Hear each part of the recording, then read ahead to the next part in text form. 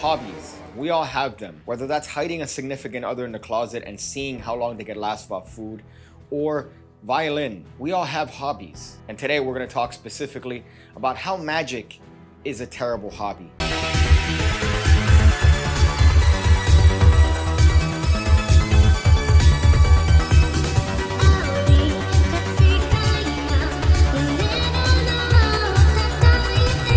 This video is of course sponsored by the Pigcake Magic Academy. $5 a month gets you 2 videos each and every single week going over card and coin stuff. You also get access to the piggybacker tier videos, which is 2 additional tutorials I don't post anywhere else. So you get 4 videos every single week, and you get all you need to become the head virgin at the next party that you attend. Kind of funny to move into an advertisement segment after I introduced the video by saying that magic is a terrible hobby. So I recently came across a website known as discoverahobby.com, and in the performance arts section, they happen to have an entire diatribe dedicated to magic. While it's a thing I don't like to talk about in public, unfortunately it seems like I've made a little bit of a career out of being a magician, and I'm here to tell you why it's a terrible decision. The article starts, the first thing we think of when we hear the word magic is simply abracadabra and Shazam, which is good, by the way.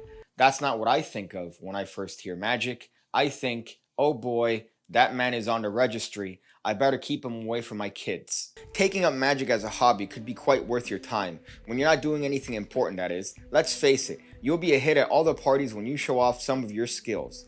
And that depends on how passionate you are about pursuing the hobby. You should not have any difficulty in choosing the right kind of trick to learn, because quite frankly, there are millions of tricks out there you could choose from. Besides, all you need is some props and voila, you're all set as the great Houdini himself. So this first paragraph goes into why I think that magic could potentially be a terrible hobby. In the end of the video, we're going to talk about the many ways that magic is a good hobby. However, here in the beginning of the video, I have to go for bombastic language to capture your attention, like negatives, like, hey, magic is terrible. Magic's a terrible hobby. And then at the end, I'm going to give you solutions as to why magic is a potentially decent hobby. But here you're immediately encouraged to carry props on you. You're immediately encouraged to be that guy that has a fake ear in his pocket and carries around a coin purse full of coins and sponge balls. Now, I think early into your foray into using magic as a hobby, you are going to be prop heavy, meaning you're going to buy as many tricks as you possibly can. You're going to be looking at the website. You're going to be looking at illusionist.com. You're going to be looking at penguinmagic.com. And you're going to be checking out all the magic props that you could buy. And you're going to carry them on you in the hopes that somebody asks you, hey, what is it that you do for fun? And you go, well, let me show you. At that point, you're probably going to take out a crusty, disgusting, probably cum-laced sponge ball from the inside of your pocket, of which guarantees the individual that asked you a simple query is now regretting every decision he's ever made. So the first paragraph here talks essentially about how magic is different from other hobbies, and it's something that could encourage your kids. Just by the use of the word magic trick itself is something that could capture the attention of people, even adults around you. I feel like whoever wrote this peaked at a 7th grade reading level and stuck there even through their adulthood. What's funny is that in this first paragraph, it talks about the different kinds of magic out there that you could specialize in. He says, let's see, there are 3 P's: production, penetration, and prediction. Funny enough that they would put emphasis on penetration. The 2 T's, transformation and teleportation. And of course, the single V, vanishing. But let's be honest, the single V here is definitely you. Now, while this particular article is kind of terrible, I don't recommend reading it. I do think that it does bring up an interesting question, which is, can magic be a good hobby? It could potentially be a great hobby. However, the majority of people that use it as a hobby are terrible virgins. I categorize magicians as the same type of people that would be interested in acting. And you could tell actors whenever they walk into a room because they choose to project their voices higher and louder than anybody else that's currently in that same room. They seek attention, they thrive on it, they live off of it. Which is why magic tends to attract the lonely, it tends to attract the desolate, because magic tends to be that social lubricant, that vehicle that allows him to have a somewhat semblance of normalcy when it comes to social interaction with others. But alas, this social interaction does come with a little bit of an ego, especially when somebody tells you, oh my God, that's fantastic. That's the best magic trick I've ever seen. That easily gets into the head of an individual, such as the one that I described previously. And it could lead to that individual having a misconstrued interpretation of their own self-worth. So how is magic a good hobby? Well, magic is a good hobby because it teaches the individual about something that involves a motor skill. You are teaching yourself how to memorize essentially a sequence that could lead you to a successful conclusion. It teaches you basic things that you could apply to other things in your life, such as structure and order, and making sure that things align correctly so that you come to an end result, or as we call it, the effect. It teaches you how to divert attention, and this is a great skill that you could apply to your otherwise normal life when you want to misdirect your boss and divert the attention away from the fact that you've been plowing the cleaning lady for the past month and you don't want to lose your job.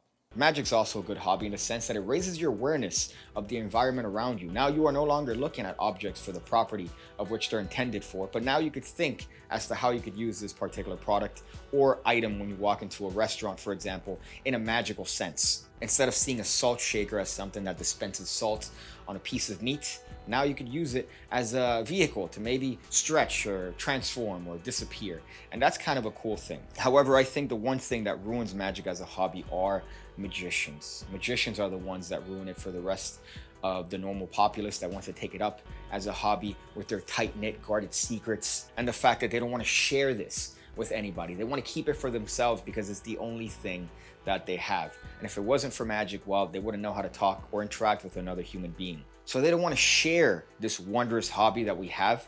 They want to keep it for themselves and they want to isolate because they think that that's the only thing that makes them special. And if everybody's special, well, then you don't stand out, do you? I think I've mentioned this before, but I'm a huge fan of cigars. And in my peruse of cigars, I of course look through the internet. I look through cigar forums. I look through cigar subreddits. I look through the many different vehicles that could lead me into having more of an understanding of cigars. And I've realized the simple fact that virginity exists everywhere. It doesn't matter what hobby you choose to take up, you're gonna find loser virgins that ruin it for the rest of the populace, no matter where you choose to stick your dinky. So in this video where I might be very nasty and negative towards magicians, it's not gonna matter. Get into magic, get into cigars, get into cycling, because you're gonna find pricks everywhere. I apologize for any noise in the background. That's the gardeners that chose to come right before a rainstorm to cut the lawn as opposed to waiting till after the rain dissipates in order to do a better job. And I'm sure if you take up gardening as a hobby, you're still gonna find a lot of pricks. So if you're considering to take up magic as a hobby, I do have a certain set of rules that I think that you should abide by, which is number one, don't buy a lot of shit. You don't have to buy a lot of things to become a magician. As a matter of fact, many of the best tricks don't involve anything at all. They just involve this right here, a little bit of this. The best magic stores, in my opinion, tend to be stationary stores where you could find ordinary things like paper clips and pencils and decks of playing cards. The best props are the ones that are around you.